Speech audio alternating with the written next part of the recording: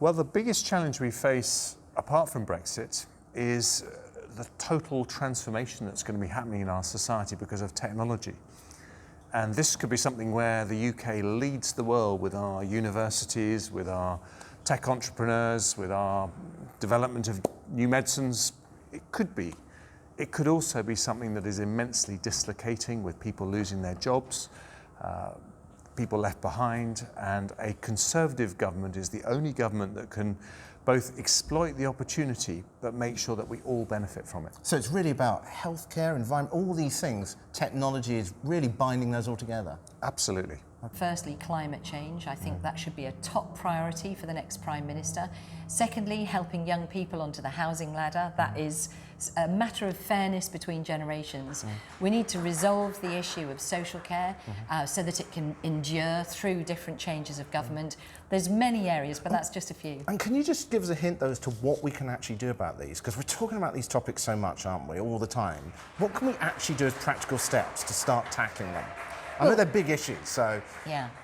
Climate change, I think the UK government has done a huge amount already, and I think setting our face to being net zero carbon by 2050, we will then have a trajectory towards that. I think there's huge opportunities for jobs and skills and growth in the UK and exports. I think our overseas development aid should be supporting developing countries to actually decarbonise, to protect their habitat and so on.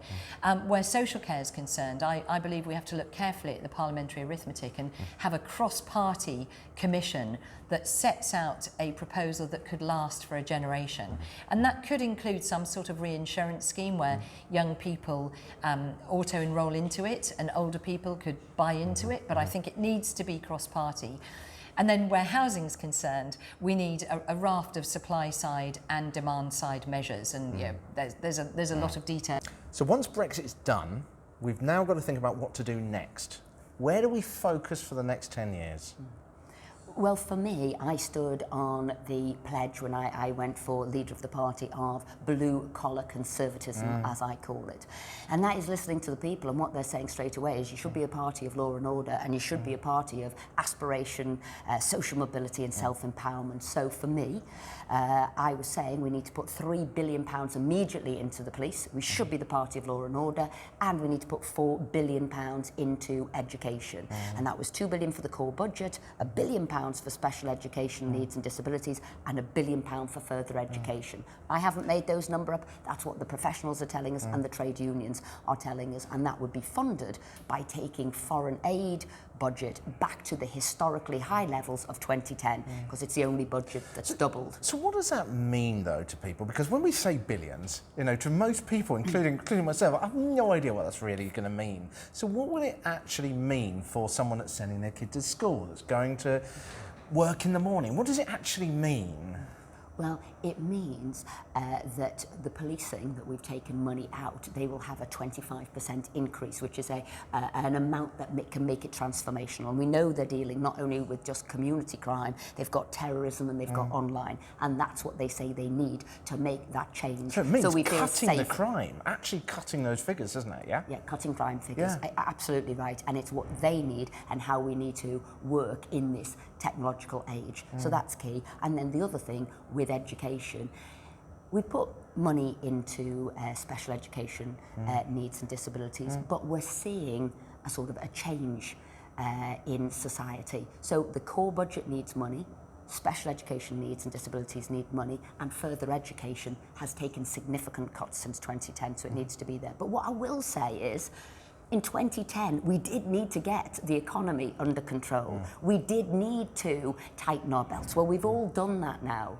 And now in 2019, 3.5 million more people in jobs, the economy much stronger place. So now we need to say, but where do we need to focus our attention? And like I said, if you believe in social mobility, empowerment, and a positive community, that's what we need to do. So 3 things, but actually it's one. Okay. Just been talking about it out there: productivity, progression and pay. Obviously there are other things we need to work on as well, but in education, in training, in industry, we've got this productivity gap against other countries. We need to fill it so that we can grow real wages. And of course, that's also what lets us afford the excellent public services that we all value. You're making a really interesting point about tech out there as well, and the fact that we seem to be behind Germany. Can you just elaborate on that just very quickly? So not in everything. So in many ways, actually, we're ahead of other countries, and in some sectors, we're absolutely flying. But actually, there's other sectors that we could do more with technology, including, by the way, education. You'll never replace brilliant teachers. That's at the heart of education. That's what makes learning live. But actually, the way that you augment education, actually, technology can do a lot more. Once we've got beyond Brexit, I'd like to see us prioritise home ownership. 86% of people want to own their own home, yet only 61% of people do. I'd like to see us help the next generation of young people onto the housing ladder so they can realise the dream of home ownership. First-time buyer numbers are at a 10-year high, but there is much further to go. I believe that should be one of our core missions for the coming years. Well, the focus has to be on success, on our economic success as we stand tall in the world all over again. We've had 3 years of talking our country down.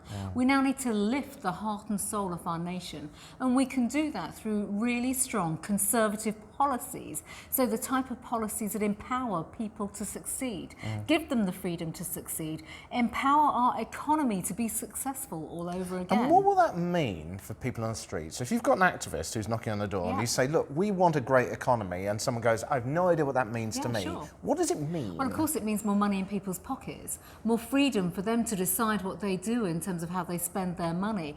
Economic security means job security. Job security and economic security means having choice in education as well, having the opportunity to get a job, having the opportunity and choice to go to a great school, a great college.